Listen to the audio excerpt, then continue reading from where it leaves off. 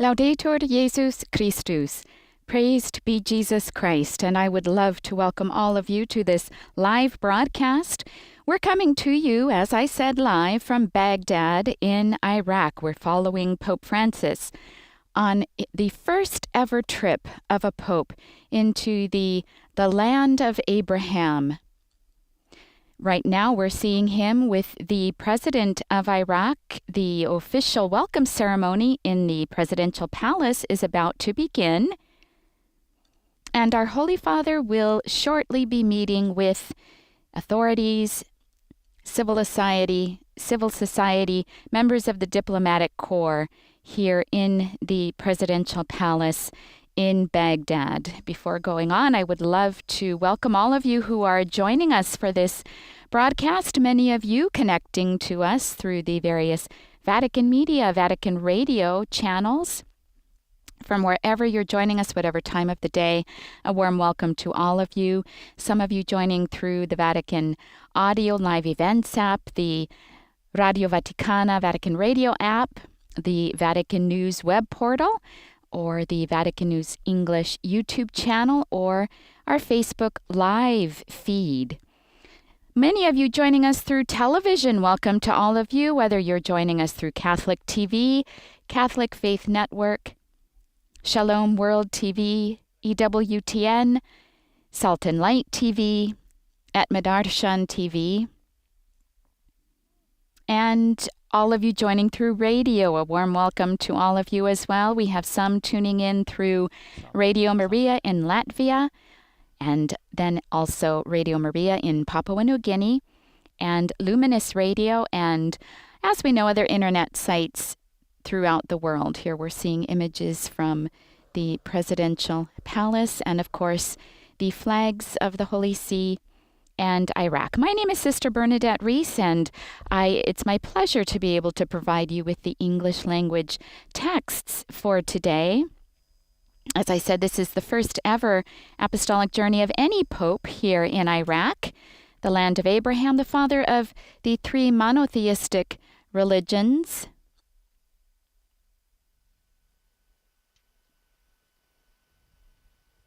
We're seeing some gifts here. It is Pope Francis's 33rd apostolic journey since becoming pope in 2013.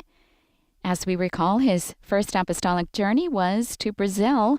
That was in 2013, shortly after he became pope for World Youth Day. His last was 15 months ago when he visited Thailand and Japan. As Pope Francis mentioned in his general audience on Wednesday, John Paul II wanted to visit Iraq in the Jubilee year 2000, but was not able to do so because the president at that time did not give permission.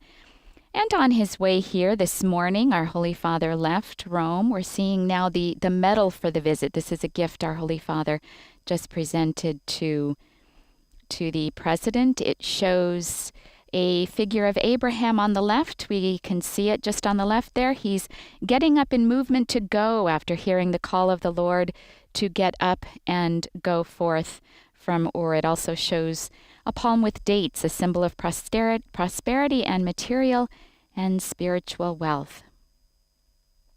As I said, our Holy Father left Rome this morning just before 7:30. He flew over Italy, Greece, Chypre, Israel, Palestine, and Jordan before touching down at Baghdad International Airport at around 2 p.m.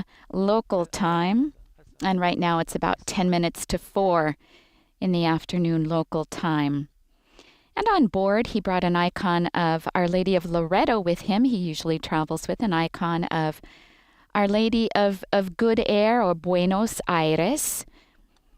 But since we're in the Jubilee year of Loreto, he brought an icon of Our Lady of Loreto. Here we find ourselves in a hall of the presidential palace, initially built as a royal palace by King Faisal II, who reigned in Iraq from 1953 to 58. And this was a favorite place where Saddam Hussein would welcome heads of state. The United States spared the palace during its shock and awe raid during the 2003 invasion of Iraq, believing that it might hold valuable documents, and it later became the headquarters of the coalition troops during the occupation of Iraq, as well as the primary base of operations for the American diplomatic mission in Iraq until the opening of the U.S. Embassy there in 2009. Our Holy Father, after being greeted at the airport by the Prime Minister and a welcome delegation meeting him there, of course, always with children bearing flowers, our Holy Father was brought here to the presidential palace, where he was greeted by the President of the Republic of Iraq, Mr. Barem Ahmed Salih Qassim, whom we will be hearing from shortly. Of course, the playing of the two national anthems and the presentation of the delegations, the taking of the official study, of course, and a brief meeting between the two. And we just saw the medal of his trip, which was the gift the Holy Father presented to the President of the Republic of Iraq. And here now we are in the Great Hall. We're seeing images now of those who are participating in this meeting. There's about 150 people, we're told, who are present here. They're political and religious leaders, members of the diplomatic corps. There are also businessmen here, as well as representatives of Iraqi society here. We now see our Holy Father entering with the President of the Republic of Iraq, born in 1960, and he's a graduate of Cardiff University, Civil Engineering and Construction, and with a doctorate of engineering in statistics and computer applications from the University of Liverpool.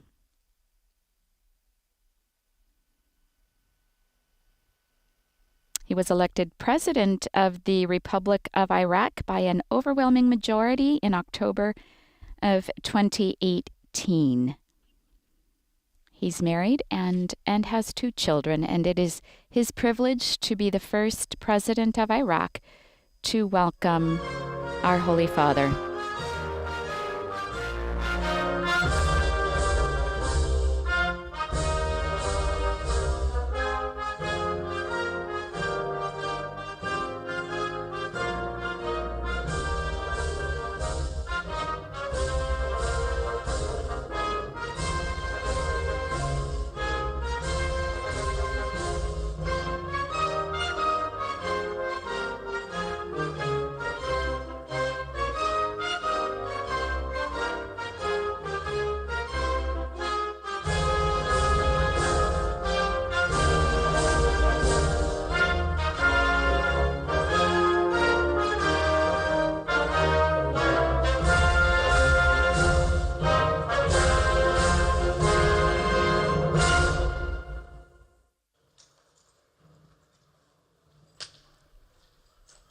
Our Father being invited to take his seat. We should be hearing now from the President of the Republic of Iraq, who will be greeting our Holy Father. This is the first public event of Pope Francis's 3-day journey to Iraq, a journey he first announced he wanted to take in June of 2019. At that time, he said that he wanted to make the trip in 2020. Of course, that never materialized due to the COVID-19 pandemic. So as soon as he was able to, he planned the trip. The first apostolic visit in 15 months.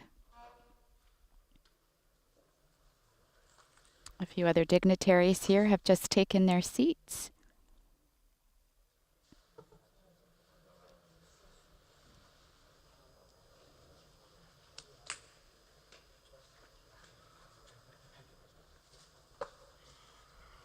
Holy Father, as is his custom, greeted all of the citizens of Iraq in a video message. باسمي ونيابة عن السادة والسيدات الحضور In the name of God the Merciful, in the name of all those present, ladies and gentlemen, in my name and of all those present, in the name of all Iraqis, in their diversity and in their ancient affiliations, we welcome you, Holy Father. And we are truly happy for your presence here with us in Iraq, in Mesopotamia, in the lands of the prophets and the heavenly religions. Welcome to Baghdad, the house of peace. The other Iraqi cities also welcome you: Najaf, Mosul, Erbil, and Karakosh. Welcome to Ur, our most ancient city that invented writing and which had the honor of having seen the birth of the prophet Abraham, peace be upon him, the father of the prophets, the city for which the hearts of people of all heavenly religions yearn. Your important role in encouraging peace, social justice, and confronting poverty, and your generous effort to affirm dialogue, living together, and human fraternity are a source of pride and appreciation for everyone, and are an inspiring message for everyone for the elevated responsibility it entails with regard to life and humanity. Thank you, Holy Father, for accepting our invitation and for your desire to make this visit. We appreciate its historic, religious, and human dimension, which is an additional proof of your concern for Iraq. During our previous meetings in the Vatican, I was able to feel the breadth of your concern for this country, and I noticed how you follow the news and suffer from the tragedy that Iraqis have experienced and the affliction they have endured because of the wars, violence, and external interference. Iraqis express their pride in your presence, Your Holiness, as their important and dear guests, despite the recommendations that you postpone the visit due to the exceptional circumstances the world is going through as a result of the pandemic, and despite the difficult conditions that our wounded country is going through. Overcoming all these circumstances actually doubles the value of your visit in the eyes of Iraqis. Despite the storms of violence, tyranny, and totalitarianism that have engulfed our country in the various phases of our history, Iraqis are proud to have lived for many centuries in cities rich in a great variety of affiliations where they live closely with each other in cities or neighborhoods, Muslims, Christians, Jews, Sabans, Yazidis, brothers and sisters to each other. The churches are nearby the mosques and places of prayer, and the sound of the church bell mixes with the call to prayer in Iraq's skies. Iraqis are equally proud to be protectors of churches.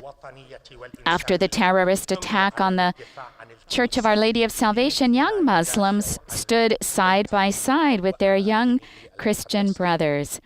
It was as if, with this gesture, Iraqi Muslims were aware that their patriotic and humanitarian responsibility required them to defend the church in the same way that they would have defended their home and their own sacred places.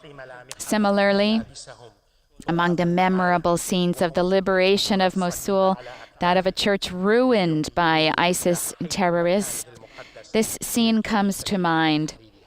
In that scene, the world witnessed Muslim soldiers appear, faces and clothing completely covered in the dust of battle, carrying the cross on their shoulders to bring it back to its holy place in the church after they liberated it, while their officer stood respectfully and reverently giving a military salute to the statue of the Virgin Mary and Christ. This is a human value with deep meaning, deeply rooted. It is an educational value that arises from the conviction of all Iraqis that the bond of diversity and peaceful coexistence is a supreme value firmly rooted in their country, just as the palm tree has been rooted for thousands of years in the roots of their homeland. When the Islamic message began to arrive, Christianity welcomed Islam and protected Muslim immigrants in Abyssinia. And Nejus, a Christian, said to Jafar, a Muslim who was despised, he said, "There's no difference between us. There's only a line between us." And from the early days of the Islamic state, when Imam Ali, peace be upon him, ruled from Iraq, we recall his eloquent saying, filled with humanity. And I quote, "There are two types of people, either a brother or sister in religion or an equal in creation." Unquote. This is our inspiring story of peaceful living together, love, and human fraternity. This is our present that generates those supreme and noble values. Our world today lives, unfortunately, in a time of opposition and polarization where a large part of it, especially in the East, is losing its appreciation for pluralism, diversity, and acceptance of the opinion of the other. And this path feeds terrorism and foments violence, hatred, and the commission of atrocities, with pretexts that have nothing to do with the tolerant spirit of the divine message. And this is what threatens our whole future. Therefore, it is essential to continue to fight extremist ideologies, to eradicate the roots of terrorism, and to make the values of coexistence and diversity prevail, of which our nations are rich, and to transform them into elements of strength and cohesion. The consolidation of these values has become an urgent need in our world today, and it is the best gift we can make to the future of our new generations. For more than 2 decades, our people have been the victims of useless wars and oppressive policies never before seen in history. We've seen hundreds of thousands of Iraqis killed, of all backgrounds. They've been murdered, they have disappeared, and the dictatorship used chemical weapons with the consequent extermination campaigns in Anfal, with mass graves in the southern and central cities, and the drying up of the marshes, and the terrible destruction of the environment. In the last 2 decades, we have experienced the largest war on terrorism, in which entire cities have been destroyed, their economies destroyed, their families displaced, women enslaved, churches ruined, fields burned and plundered. Precious monuments have been plundered, and the worst violations committed against the Yazidi and Turkmen women, and the bloodiest of massacres in Sinjar and Sapikar, and Muslims, Christians, Yazidis, members of every type of society were equally targeted. We remember our own martyrs of our armed forces, victims among the police, and civilians who sacrifice their lives in order to confront these atrocities. These are tragedies to which all Iraqi people have been victims, but we refer in particular to the great suffering of our brothers and sisters who are Christian, who were forced to leave their homes, their homeland. And this suffering has been experienced by Christians in various countries of the Middle East.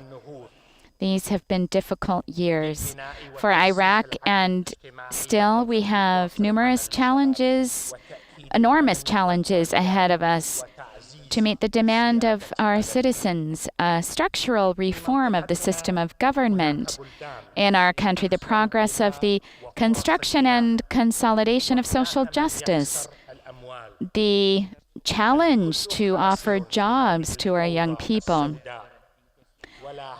to create security and freedom, and to strengthen our country's sovereignty. Various countries have lost blood. We've all been losers in this black chaos.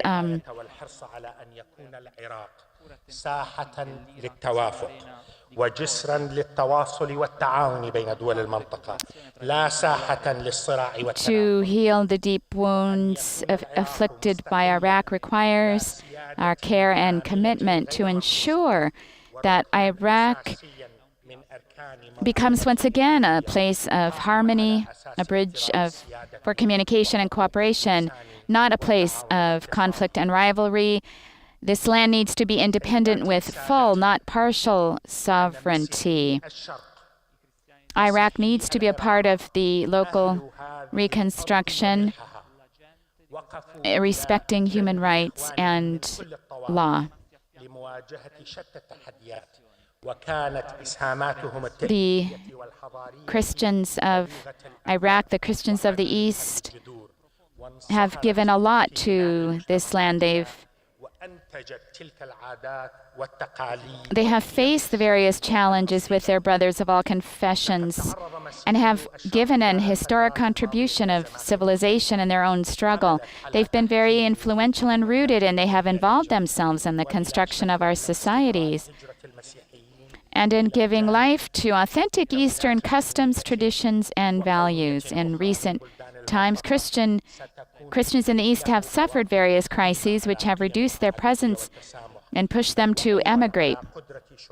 Undoubtedly, the hemorrhage of Christians, along with other religious, ethnic, and national components, will have disastrous consequences for the values of pluralism and tolerance, but also for the capacity of coexistence or living together of the peoples of the same region. An East without Christians is unimaginable.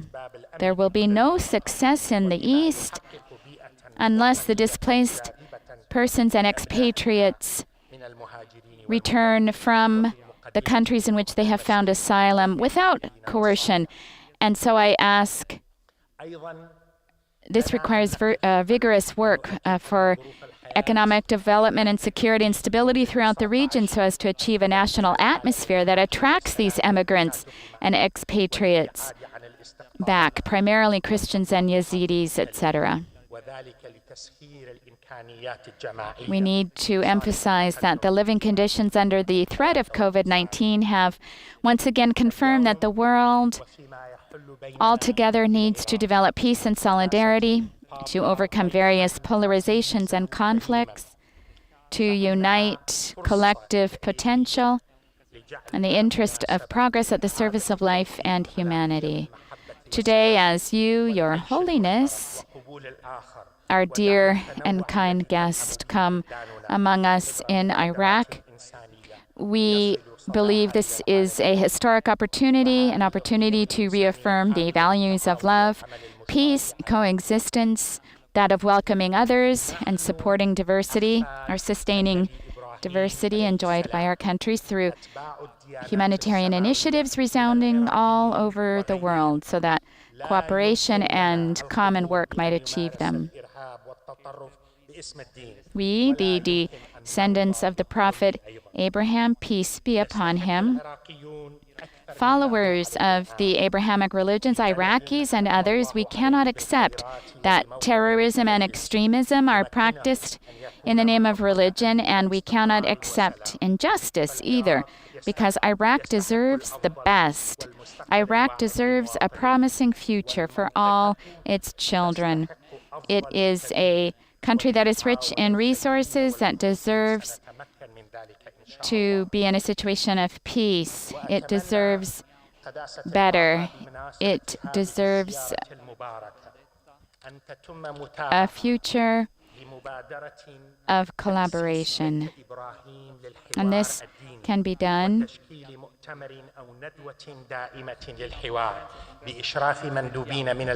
on the occasion of this visit. I express my hope that the initiative to establish the House of Abraham for religious dialogue will be carried out,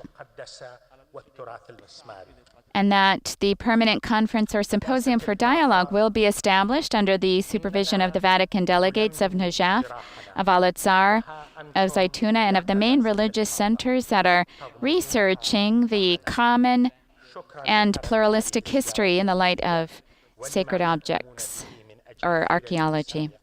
Holy Father, we are healing our wounds, and here you, Holy Father, you have come to heal them with us. Thank you for the generosity of this historic visit and for what you are doing for the good of humanity in Iraq and on earth. I have the honor to invite you to speak at this honorable meeting, and from here to greet all Iraqis. Thank you, Holy Father. We've just heard the President of Iraq officially welcoming Pope Francis here in Iraq. President Bahram Ahmed Salih Kazim, elected President of Iraq in 2018. Again, as I said, being the first ever Iraqi leader to welcome any pope to the land of Iraq, the land in which Abraham was born. Mr. President, members of government and the diplomatic corps, distinguished authorities, representatives of civil society, ladies and gentlemen. Sono grato dell'opportunità di compiere questa visita. I am grateful for the opportunity to make this long-awaited and desired visit to the Republic of Iraq and to come to this land, a cradle of civilization, closely linked through the patriarch Abraham and a number of the prophets to the history of salvation and to the great religious traditions of Judaism, Christianity, and Islam. Esprimo la mia gratitudine al signor Presidente Salih per l'invito. I express my gratitude to His Excellency President Salih for his invitation and for his gracious words of welcome, offered also in the name of the other authorities of the nation and its beloved people. I likewise greet the members of the diplomatic corps and the representatives of civil society. I greet with affection the bishops and priests, men and women religious, and all the faithful of the Catholic Church. I have come as a pilgrim to encourage them in their witness of faith, hope, and love in the midst of Iraqi society. Saluto anche I membri di altre chiese e comunità ecclesiali cristiane, gli aderenti all'Islam. I also greet the members of other Christian churches and ecclesial communities, the followers of Islam, and the representatives of other religious traditions. May God grant that we journey together as brothers and sisters in the firm conviction that authentic teachings of religions invite us to remain rooted in the values of peace, mutual understanding, human fraternity, and harmonious coexistence. That last phrase coming from the document on human fraternity. My visit is taking place at a time when the world as a whole is trying to emerge from the crisis of the COVID-19 pandemic, which has affected not only the health of countless individuals, but has also contributed to a worsening of social and economic conditions already marked by fragility and instability.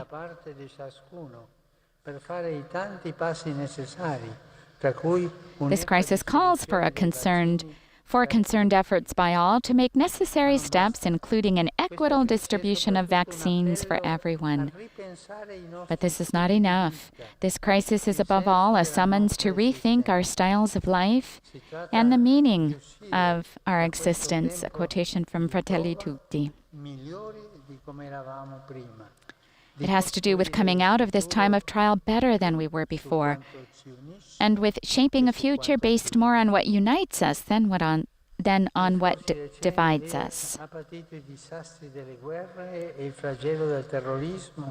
Over the past several decades, Iraq has suffered the disastrous effects of wars, the scourge of terrorism, and sectarian conflicts, often grounded in a fundamentalism incapable of accepting the peaceful coexistence of different ethnic and religious groups, different ideas and cultures.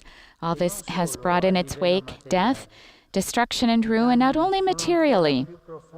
The damage is so much deeper if we think of the heartbreak endured by so many individuals and communities, wounds that will take years to heal.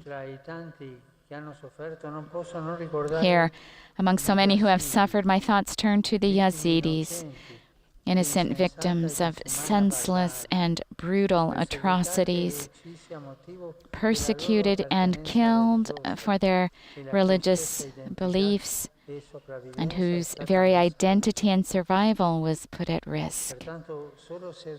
Only if we learn to look beyond our differences and see each other as members of the same human family will we be able to begin an effective process of rebuilding and leave to future generations a better, more just, and more humane world. In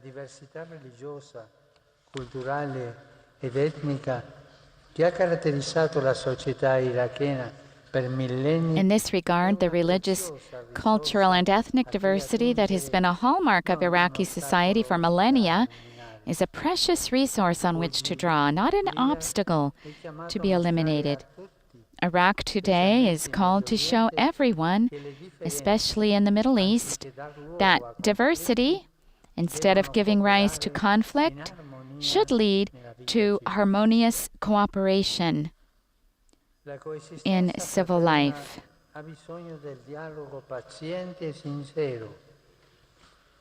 Fraternal coexistence calls for patient and honest dialogue, protected by justice and by respect for law. This task is not easy. It demands hard work and a commitment on the part of all to set aside rivalries and contrapositions, and instead to speak with one another from our deepest identity as fellow children of the one God and Creator. On the basis of this principle, the Holy See, in Iraq as elsewhere, tirelessly appeals to the competent authorities to grant all religious communities recognition, respect, rights, and protection. I appreciate the efforts already being made in this regard, and I join my voice to the men and women of goodwill in calling for these efforts to continue for the benefit of the nation.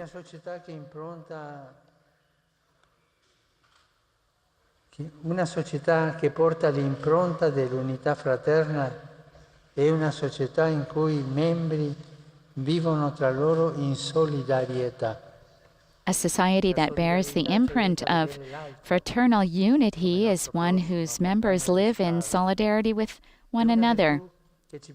Solidarity helps us to regard others as our brothers, companions on our journey. It is a virtue that leads us to carry out concrete acts of care and service with particular concern for the vulnerable and those most in need. Here I think of all those who have lost family members and loved ones, home and livelihood due to violence, persecution, or terrorism. I think, too, of those who continue to struggle for security and the means of personal and economic survival at a time of growing unemployment and poverty.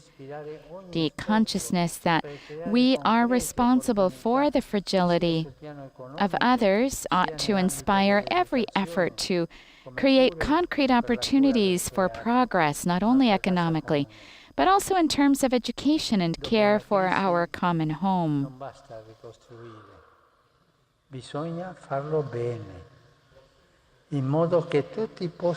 Following a crisis, it is not enough simply to rebuild. We need to rebuild well, so that all can enjoy a dignified life. We never emerge from a crisis the same way we were. We emerge from it either better or worse. In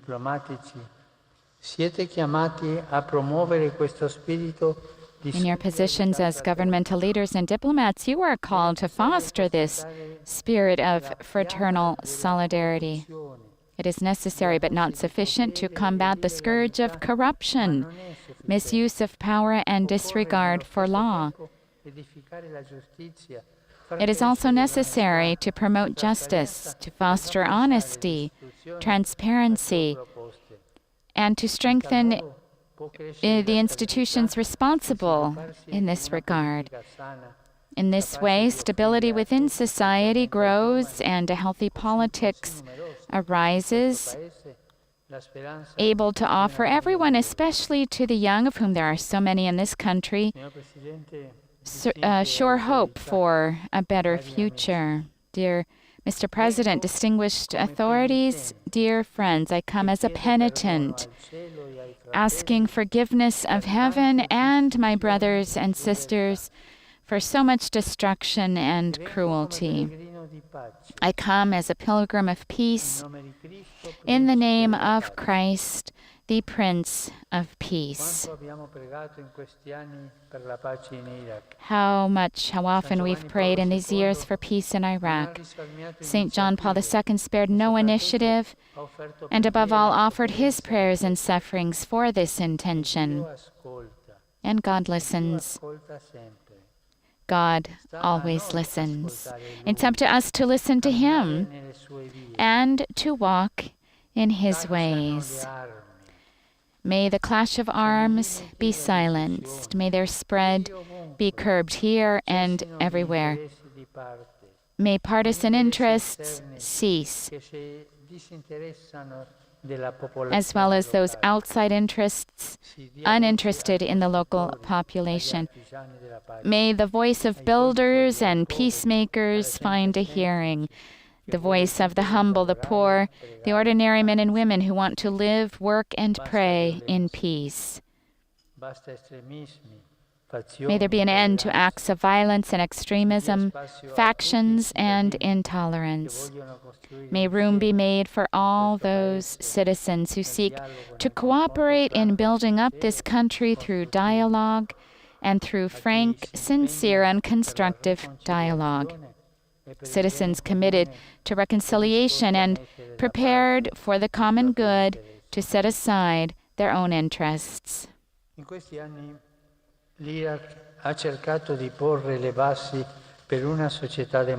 Iraq has sought in these years to lay the foundations for a democratic society. For this, it is essential to ensure the participation of all political, social, and religious groups, and to guarantee the fundamental rights of all citizens. Let no citizen be regarded as second class. I encourage the strides made so far on this journey, and I hope that they will strengthen tranquility and harmony. The international community also has a role to play in the promotion of peace in this land and in the Middle East as a whole. As we have seen during the lengthy conflict in neighboring Syria, which began 10 years ago in these very days. The challenges facing our world today engage the entire human family. They call for cooperation on a global scale in order to address, among other things, the economic inequalities and regional tensions that threaten the stability of these lands. I thank the countries and international organizations working in Iraq for its reconstruction and to provide humanitarian assistance to refugees, the internally displaced, and those attempting to return home by making food, water, shelter, healthcare, and hygiene services available throughout the country, together with programs of reconciliation and peace building.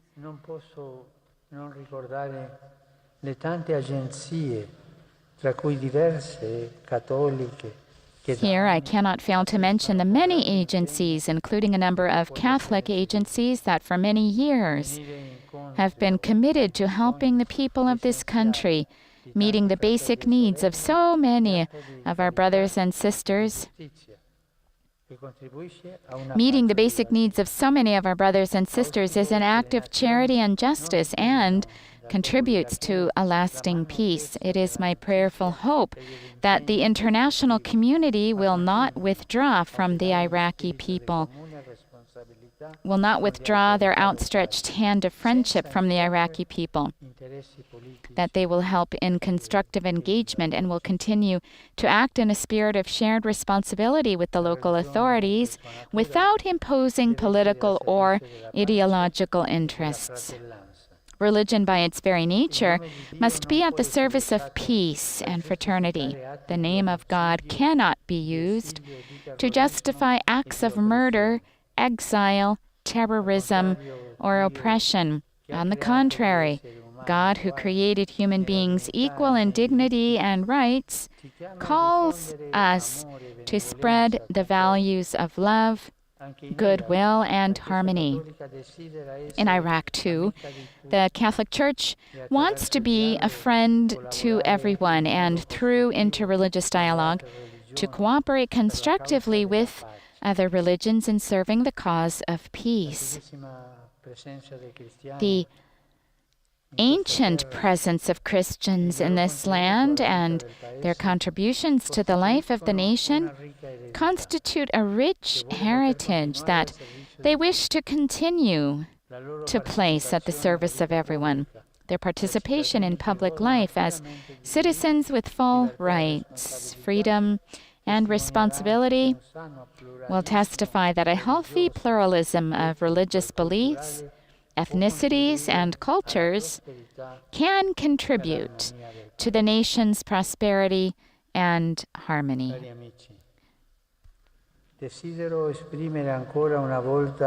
friends, I would like to express once again my heartfelt gratitude for all you have done and continue to do in building a society of fraternal union, solidarity, and harmony. Your service to the common good is a noble one. I ask the Almighty to sustain you in your responsibilities and to guide you in the ways of wisdom, justice, and truth. Upon each of you, your families and loved ones, and upon the entire Iraqi people, I invoke an abundance of divine blessings. Thank you.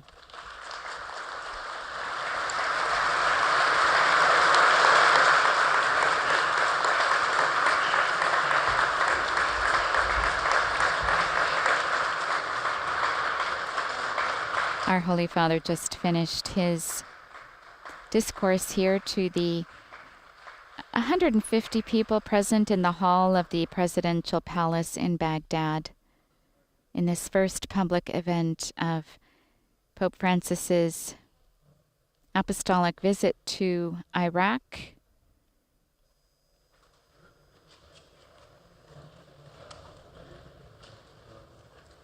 The President now will accompany the Holy Father to the entrance of the palace, and our Holy Father will then take his leave.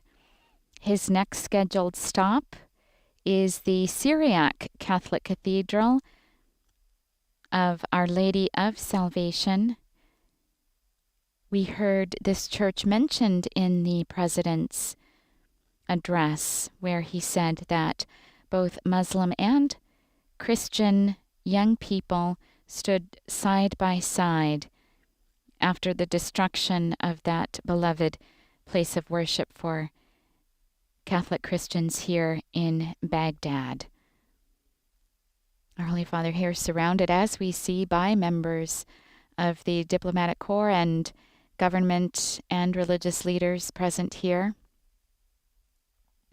It's been a long-awaited trip, as we have heard, and so the fact that he is now here providing a great sense of joy. We'll be back in just a few minutes in coming to you live from the Cathedral of Our Lady of Salvation, where the Holy Father will be meeting with bishops, priests, religious seminarians, and catechists. I invite you to visit the Vatican News web portal, Facebook, Instagram, Twitter, and our YouTube accounts. You'll find complete coverage of our Holy Father's 33rd Apostolic visit here in Iraq, as well as other Vatican and world news. We thank all of the technicians who've made this broadcast possible and all of you for joining us. We'll be back soon. Laudetur Jesus Christus. Praised be Jesus Christ.